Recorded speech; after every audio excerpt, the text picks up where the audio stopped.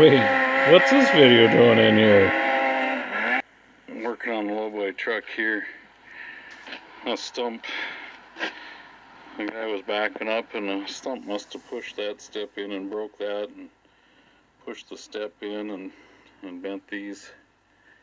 That's my project at the moment. I already straightened that quite a bit. I should have started the video before I did that. Don't mind the broken cement right there. So yeah, that's what I'm working on right now. Look at this. Somebody's trying to get some brownie points. He's washing my pickup for me. No, I asked him to, but he does a really good job. Thanks, Biff. Thanks for washing my pickup. It definitely needed it. Has he noticed that I'm here yet? Spiff! Oh, so I've got this step kind of bent back into place. And I don't aluminum weld. I don't have any way to do it here. So, I don't have the talent either. And please don't pick on me for not being able to aluminum weld.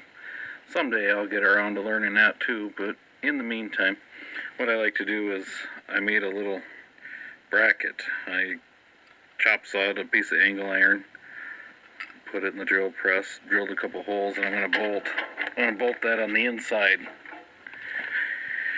And then it can flex, and you see on this boogered step I've got to fix yet. We use this patent already here. See that piece of angle iron in there? Piece of angle iron there.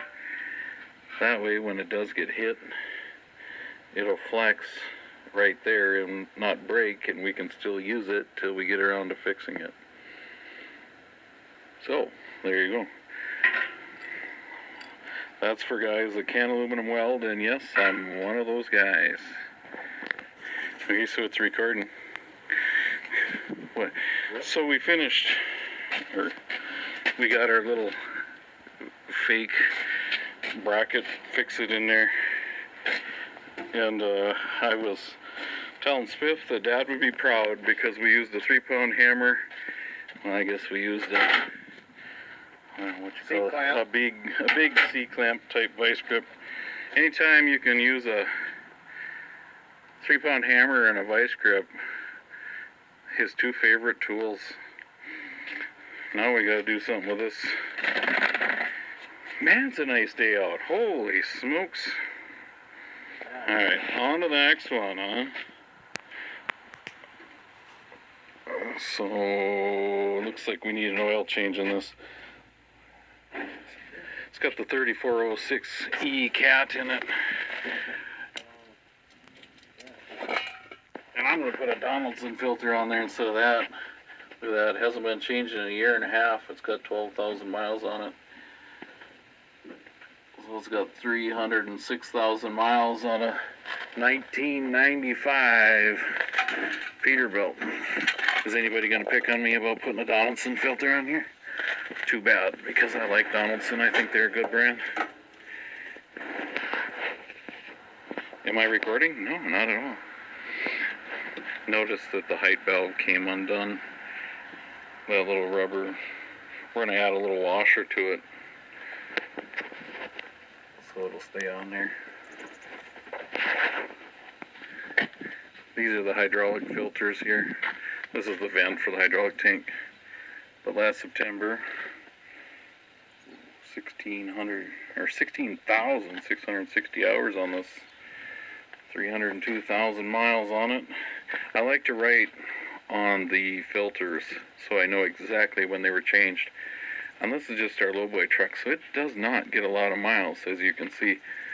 So last September it had 302. What did I say? It's got 306. So only 4,000 miles last winter. That's not a lot. We had a guy add 4 feet to it, and I like the way he notched the frame. We added 4 feet because we added a third axle. I threw the oil filter up in here. It's a little late in the day to start changing oil on that, but carry the hard hat in here. A vice grip, gotta have a vice grip with you at all times. Gotta have jumper cables with you at all times. That's a lowboy truck. Oh, I took there used to be a stash of starting fluid here too. The safety vest laying on the floor.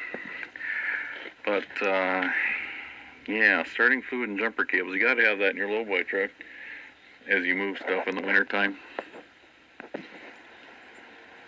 I don't know if I ever showed how the steps turned out. Hey, I'm recording, so. So this step is a little boogered yet, but I don't bother putting new steps on the bottom because they get hit with, stumps catch them, and my little patch job there, it's a lot better than it was. And Spiff's got a wash on that, so we're good there. Is that a wrench head or?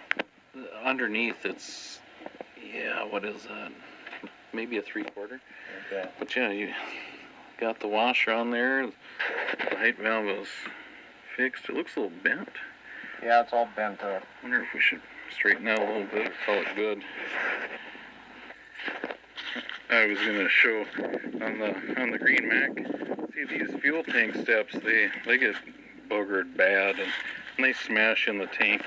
You can see the tank has been smashed in and fixed and plated, and I finally went to just hanging them off belting. That way, if they get hit by a stump, they don't smash everything in. That saved a lot of steps and a lot of tanks. So I'm over at the Kenworth now, and I've had to straighten that step several times, and I see that step's got a bow in it. That's very difficult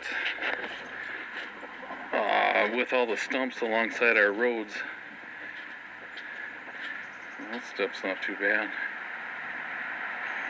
That's good, although it does look a little tweaked. Yeah, I don't like bend steps, but it's very hard to keep them straight in our application, but just keep straightening them out. Try to build a little better roads, a little wider roads, cut your stumps lower along the roads. Whatever you can do to keep that from happening. So Swift washed this trailer again today. Dean washed it originally, last Friday. But Spiff went over this, washed it better, because I'm going to try to put the Stay-Lite stickers back on it, because that's who makes the Stay-Lite.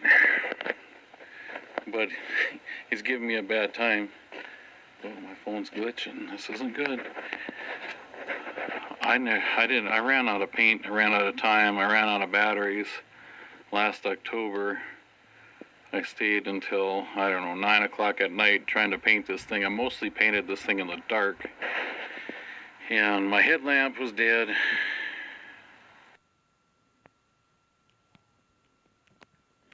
Well, this is where my phone went haywire and I didn't get the audio and it was glitching real bad. But anyway, I need to paint that primer soon.